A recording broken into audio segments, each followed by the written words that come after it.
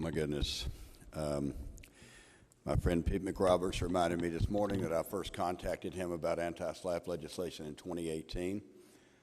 This is the fourth or fifth time we've passed anti-SLAPP legislation, strategic lawsuit against public participation, bipartisan, with the help of Democrats across the aisle, with the help of Professor Walker from the Uniform Law Commission, from Pete McRoberts.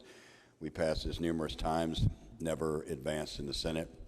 This year, it did advance in the Senate. They sent it back with an amendment, Amendment 1243, page 5, line 19. It simply strikes "or cause of action asserted in a civil action," which appears to be intended to make it not retroactive, but just focused on going forward.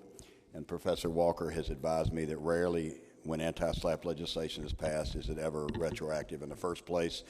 So this amendment really does nothing in terms of the fact that were this to be signed into law, it will be on the books going forward, which will be I think, a tremendous victory in trying to protect our small town newspapers and media outlets from being put out of business.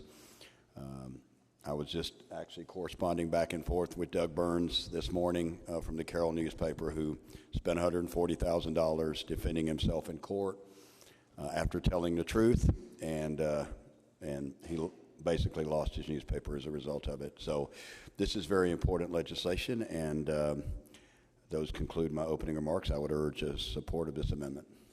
Is there discussion? The chair recognizes Representative Srinivasan.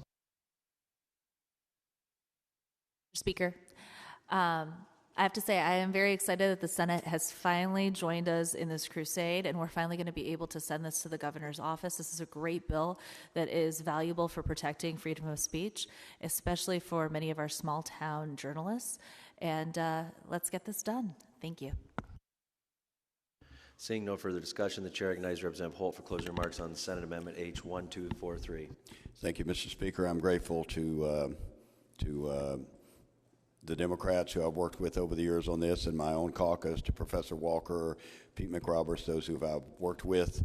Mr. Speaker, I move that the House concur in the Senate Amendment H1243 and ask the body to vote aye.